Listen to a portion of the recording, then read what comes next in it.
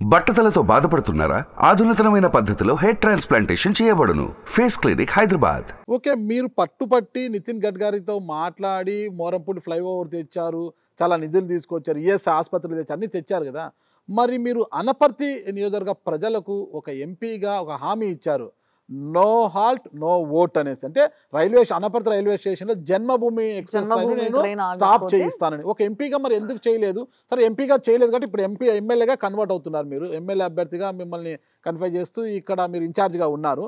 అంటే ఇప్పుడు ఎట్లా మీరు ఎంపీగా వెళ్ళడం లేదు కాబట్టి నో ఓట్ అనేది అనుకోవచ్చా? ఇంకా అది హాల్ట్ ఉండదు, ఓట్ ఉండదు. ఒకటి చూడండి, నిజంగా నో ఓట్ నో హాల్ట్ అని మీరు ఏదో డిస్క్రైబ్ చేస్తున్నారు, కానీ నేను త్రికరణ శుద్ధితో తీసుకురావాలనేది నా ఆలోచన. Not only Anaparthi, even for Nidadavolu కూడా ఆ జన్మభూమి ఎక్స్ప్రెస్ హాల్ట్ తీసుకురావాలని అది ఆలోచన. ఇప్పుడు మీకు వందే భారత్ ట్రైన్స్ విన్నారు కదా? విన్నానండి.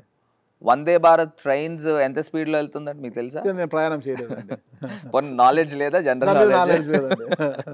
సరే, 120 130 స్పీడ్ లో వెళ్తున్నాయి. మామూలు జనరల్ ట్రైన్స్ ఒక 90 అట్లా వెళ్తాయి. 100 కూడా వెళ్తాయండి. సరే, యావరేజ్ గా నేను చెప్తున్నా. సో వెళ్ళినప్పుడు ఇప్పుడు ఉన్న ఎగ్జిస్టింగ్ ట్రైన్స్ కూడా ఎక్కడెక్కడ కొంత వీక్ ఉన్నాయో హాల్ట్స్ తీసేస్తున్నారు. ఇప్పుడు న్యూ హాల్ట్స్ ఎక్కడైనా ఇవ్వాలి అని అంటే ప్రైమ్ మినిస్టర్ ఆఫీస్ నుంచి పర్మిషన్ ఉండాలి. ఇంకా ఇప్పుడు అంటే హైలీ ఇంపాసిబుల్. ఇప్పుడు ఎలా అవుతుందంటే వందే భారత్ ట్రైన్ రావడం వలన అది ఏమైందంటే ఉన్న హాల్ట్స్నే తీసేస్తున్నారు. ఇప్పుడు బిట్వీన్ విశాఖపట్నం టు చెన్నై దాకా there is an requirement of 3rd and 4th lines. ఆ 4th లైన్స్ వస్తాయి, కానీ ఇప్పుడు ఉన్నాయి 2 లైన్స్ అండి. ఇప్పుడు వైజాగ్ టు విజయవాడ దాకా 3rd and 4th లైన్స్ ఇప్పుడు మొన్న శాంక్షన్ వచ్చిందని చెప్తా ఉన్నారు. నేను కూడా 10 సార్లు కాదు 20 సార్లు మేము రైల్వే మినిస్టర్ దగ్గరికి వెళ్ళాం. ఈ అనపర్తి హాల్ట్ గురించి వెళ్ళాను. Railway 3rd line 4th line ఇవ్వాలి, మీరు ఆంధ్రప్రదేశ్కి చేయట్లేదని ఎన్నిసార్లు డిమాండ్ చేసాం. ఇప్పుడు 3rd and 4th లైన్స్లో ఇంకొక అడ్వాంటేజ్ కూడా ఉంది. నా సక్సెసర్ ఎంపీకి కూడా మోస్ట్లీ డాక్టర్ గూడూరి శ్రీనివాస్ గారు ఇప్పుడు ఎంపీ క్యాండిడేట్. సో ఆయనకు కూడా అడ్వాంటేజ్ ఏమవుతుందని అంటే, నేను ఆల్రెడీ అశ్విని వైష్ణవ్ గారితో మాట్లాడి తెచ్చుకున్నారా? అది క్లారిటీ నాకు. సరే, ఇప్పుడు మనము eminent people, right person at right place ఉండాలండి. ఓకే, ఎవరికి రైట్? పార్టీకా మీకా? పార్టీకి, ప్రజలకి. ఓకే, ప్రజలకి ఎలా ఉంటుంది ఇంకా తెలియదు. ఆయన గెలవాలి నాకు తెలుసు కదా, నాకు ఆయన కాన్ఫిడెన్స్, ఆయన క్యాలిబర్ తెలుసు కాబట్టి. కాన్ఫిడెన్స్ తో ఇచ్చారా? జగన్ గారు నమ్మితే ఇచ్చారా? అన్నీనండి. ఇప్పుడు సర్వే ఉంటుంది, అతను పార్టీకి ఉపయోగపడతాడా లేదా, గవర్నమెంట్కి ఉపయోగపడతాడా లేదా, ప్రజలకు ఉపయోగపడతారా లేదా అనేది అన్ని యాంగిల్స్లో చేసి వాళ్ళని తీసుకుంటారు. సో ఇందాక కంటిన్యూషన్ ఏంటంటే, అశ్విని వైష్ణవ్ గారితో నేను మాట్లాడిన తర్వాత, ఇప్పుడు మీరు 3rd, 4th లైన్ తీసుకుని వస్తున్నారు, బాగానే ఉంది. సో మీరు గోదావరి పైన బ్రిడ్జ్ ఎందుకు తీసుకురారని నేను ఆయన డిమాండ్ చేశాను. డిమాండ్ చేసినప్పుడు ఆల్రెడీ ఆర్క్ బ్రిడ్జ్ ఉంది, ఆర్క్ బ్రిడ్జ్ దగ్గర ఇంకొక లైన్కి ప్రావిజన్ ఉంది. So there is no requirement అని అన్నారు. దాన్ని నేను కౌంటర్ చేసి, ఆర్క్ బ్రిడ్జ్ సిటీ లోపల నుంచి వెళ్తుంది, సో మీరు వందే భారత్ ట్రైన్స్ ఎందుకు తీసుకొస్తున్నారు, ట్రాఫిక్ తగ్గించేదానికి కదా, మళ్ళీ సిటీలోంచి వెళ్తూ ఉంటే మళ్ళీ ట్రాఫిక్ కంజంక్షన్ అవుతుందని నేను ఆయన కౌంటర్ చేస్తే హీ హాజ్ రియలైజ్డ్ అనమాట. So there is one more requirement of bridge on Godavari river. So నేను ఆ గోదావరి రివర్ ఇచ్చినప్పుడు దానిపైన రోడ్ కూడా ఇవ్వండి, రోడ్ కమ్ రైల్వే బ్రిడ్జ్ అవుతుంది అంటే ఆయన లెక్కలు వేసుకున్నాడు. ఇది 4.2 కిలోమీటర్స్ అవుతుంది, కిలోమీటర్కి నాట్ లెస్ దెన్ 1000 కోట్లు అవుతుంది, ఇంకో 4500 కోట్లు అవుతుంది అనమాట. We have to go to prime minister to get the permission అని.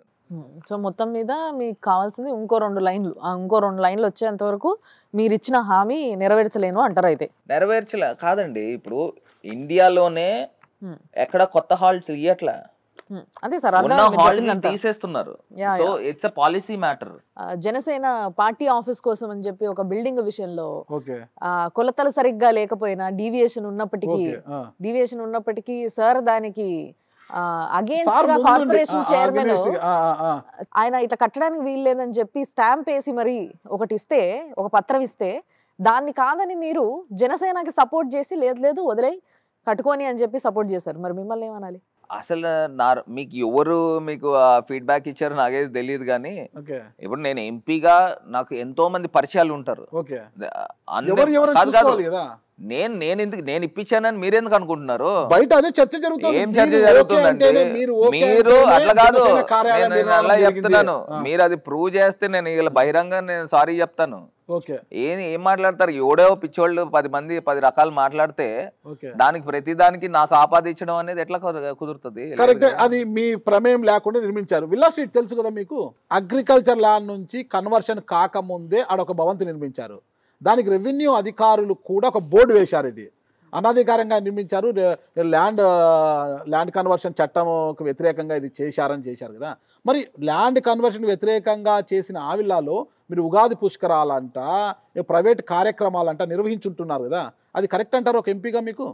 నాకు తెలీదు అసలు అది అగ్రికల్చర్ ల్యాండ్ కన్వర్షన్ జరిగిందో లేదో నాకు తెలియదు. పెద్ద బోర్డు పెట్టారు కదా రెవెన్యూ అధికారులు బయట.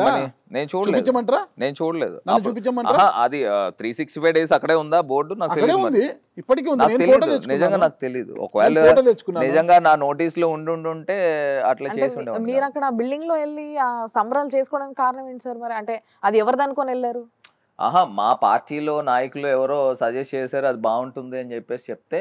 అంటే మీ పార్టీలో నాయకులకు చాలా మందికి తెలుసు, అంటే మీకు తెలియకపోవచ్చు, అంటే వాళ్ళందరికీ తెలుసు. అయితే ఏం తెలుసు? ఇప్పుడు సార్ చెప్తున్న బోర్డు గురించి. బిల్డింగ్ ఉందని తెలుసు, అది బోర్డులు ఎక్కడ ఉన్నాయా లేవా అనేది మాకు తెలీదు. ఒక 4 ఎకరాల భూమి ఏదైతే ఉందో అది ఫార్మర్స్ ల్యాండ్. ఆ ల్యాండ్ లో ఒక బిల్డింగ్ కట్టి దాంట్లో మళ్ళీ మీరు అందరూ వెళ్ళి సంబరాలు చేసుకున్నాం, ఉగాది సంబరాలు పార్టీ. అట్లా కాదండి. ఇప్పుడు నేను ఒకటి చెప్తాను వినండి. ఏదైనా ఒక ప్రాబ్లం ఉందనుకోండి, వాళ్ళు ఈ పార్టీకి డబ్బులు కట్టేసి ఉంటారు, లేని పక్షంలో కోర్టు నుంచి స్టే తెచ్చుకుని ఉంటారు, లేని పక్షంలో బిల్డింగ్ కూల్చేసి ఉంటారు. ఈ 3 పద్ధతులు ఉంటాయి.